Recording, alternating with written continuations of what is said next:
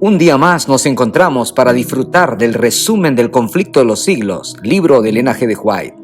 Hoy, en el día 28, veremos que la verdadera conversión es esencial. Este capítulo está dedicado a hablar de los efectos que tiene en las vidas de los creyentes la palabra de Dios cuando se la presenta con fidelidad. El apóstol Pablo declara que el Evangelio es poder de Dios para salvar a todo aquel que cree, Romanos 1:16. Y donde quiera que es predicado el Evangelio, la verdad ilumina las conciencias del que escucha, convenciéndolo por el Espíritu de su pecado, de justicia y de juicio. La palabra reconcilia al hombre con Dios y lo invita a aceptar al Cordero de Dios que quita el pecado del mundo.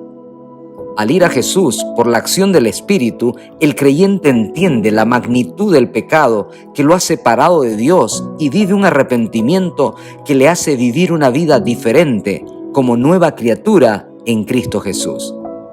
Donde había orgullo, ahora hay humildad. Donde había vanidad, ahora hay discreción. Donde había corrupción, ahora habrá pureza. El apóstol Santiago enfatiza en las necesidades de una fe que se vive acompañada de obras, es decir, resultados. De estos resultados habla Jesús cuando habla de los frutos dignos de arrepentimiento. Elena G. de White afirma que una reforma en la vida es la única prueba segura de un verdadero arrepentimiento. En contraste con esta verdadera reforma ocasionada por el Espíritu en la vida del creyente, Elena G. de White expone otro tipo de reavivamiento que, según afirma, excita las emociones y satisface las inclinaciones por lo nuevo, por lo extraordinario. Habla de aquellos servicios religiosos que buscan apelar a las sensaciones o emociones, pero que manifiestan poco interés en lo que la Biblia dice cuando contradice lo que ellos quieren. Creyentes que no están dispuestos a negarse a sí mismos, que no renuncian el orgullo o amor por cosas mundanas. Personas que no se parecen a Jesús ni están dispuestos a ser mansos y humildes como Él lo fue. Elena G. de White con tristeza afirma que el poder de la piedad ha desaparecido casi enteramente en muchas iglesias. Cuando la fe es una moda, pero no transforma el corazón, entonces la verdadera piedad o influencia del Espíritu no se percibe como debería ser.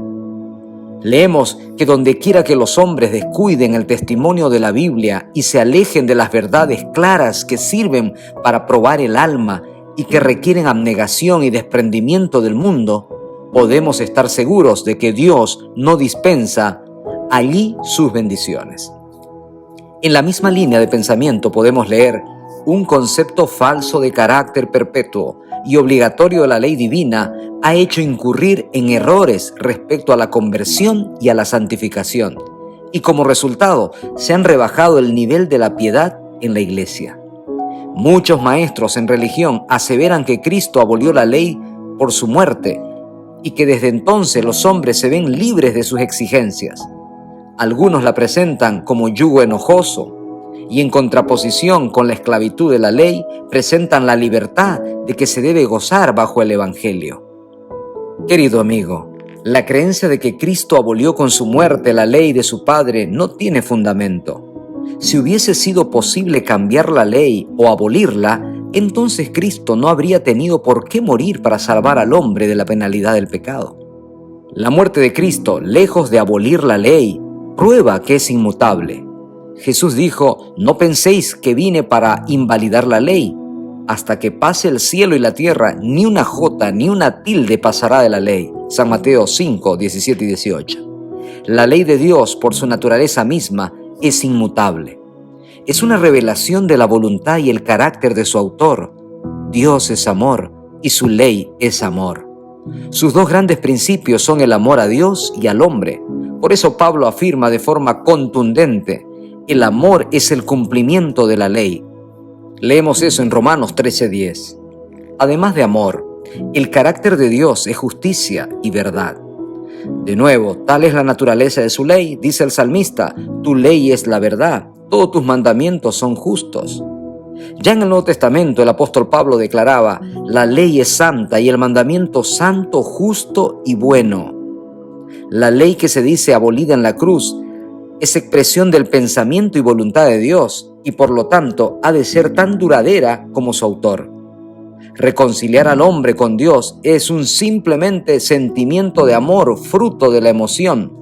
Es ponerlo de acuerdo con los principios de su ley, verdadero fundamento de su gobierno. Esta reconciliación no puede existir sin reconocimiento del pecado. El Espíritu tiene como fin convencernos de dicho pecado, que es lo que hará que sintamos necesidad de un Salvador. Pablo declara que por la ley es el conocimiento del pecado, ya que como diría Juan, el pecado es transgresión de la ley. La ley es un espejo que nos muestra la imagen de un carácter perfecto y justo y nos permite discernir los defectos de nuestro propio carácter.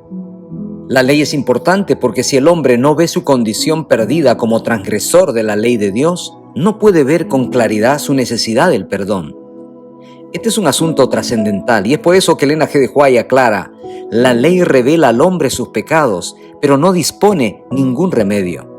Mientras promete vida al que obedece, declara que la muerte es lo que le toca al transgresor. Solo el Evangelio de Cristo puede librarle de la condenación o de la mancha del pecado. La ley muestra el pecado, pero no salva del mismo. Para ello, el creyente tiene que ir a Cristo por fe y mediante la acción del Espíritu vivir un verdadero arrepentimiento. La santificación es el proceso mediante el cual nuestro carácter deformado por el pecado es hecho semejante al de Cristo por la acción del Espíritu en nosotros. Este proceso es fundamental en la vida de los creyentes. El cristiano sentirá la tentación del pecado, pero luchará continuamente contra él. Aquí es donde se necesita la ayuda de Cristo. La debilidad humana se une con la fuerza divina y la fe exclama: gracias a Dios que nos da la victoria por el Señor Jesucristo. Por si esta idea no ha quedado lo suficientemente clara, Elena G. de White aclara que la obra de santificación no se puede realizar sino por la fe en Cristo, por el poder del Espíritu de Dios que habita en el corazón. La Biblia enseña que esta obra de santificación es progresiva. En un precioso pasaje, la carta a los Filipenses, Pablo dice: una cosa hago, olvidando ciertamente lo que queda atrás y extendiendo a lo que está delante, prosigo el blanco, al premio de la soberana vocación de Dios en Cristo Jesús. Es por ello que en este capítulo podemos leer las siguientes palabras: no puede haber glorificación de sí mismo, ni arrogantes pretensiones de estar libre de pecado, por parte de aquellos que andan a la sombra de la cruz del Calvario.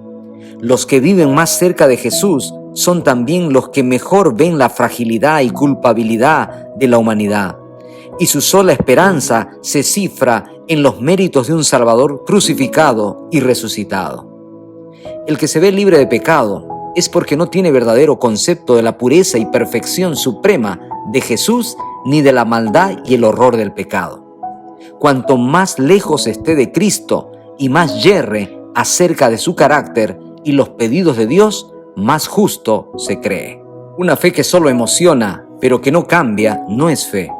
Una fe que no humilla, pero enorgullece, no es fe. El deseo de llevar una religión fácil, que no exija luchas, ni desprendimiento, ni ruptura con las locuras del mundo, puede ser popular, pero no es fe. Aunque San Juan habla mucho del amor en sus epístolas, no vacila en poner de manifiesto el verdadero carácter de esa clase de personas que pretenden ser santificadas y seguir transgrediendo la ley de Dios. El que dice: yo le conozco y no guarda sus mandamientos, es mentiroso y no hay verdad en él.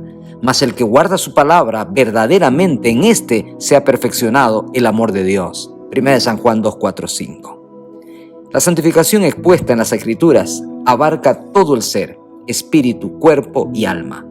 El cristiano conservará todas sus facultades en la mejor condición posible. Su cuerpo es templo del Espíritu Santo y no se dejará esclavizar por ningún hábito pernicioso.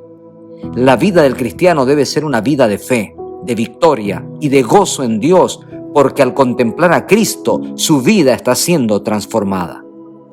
Elena G. de White anuncia con alegría que en todas las iglesias hay verdaderos discípulos de Cristo y declara que antes que los juicios de Dios caigan finalmente sobre la tierra, habrá entre el pueblo de Dios un avivamiento de la piedad primitiva, cual no se ha visto nunca desde los tiempos apostólicos. Es preciso saber que habrá un tiempo en el que el Espíritu y el poder de Dios actuarán sobre muchos, tantos ministros como laicos, que aceptarán gustosamente esas grandes verdades que Dios ha hecho proclamar en este tiempo del fin, preparando un pueblo para la segunda venida del Señor. Dios quiere hacer real en nuestras vidas esta experiencia, la de una verdadera conversión. Acepta hoy y disfruta este milagro que es un regalo de Dios, entregándote una experiencia transformadora. Hoy es el día del cambio, hoy es el día de la transformación.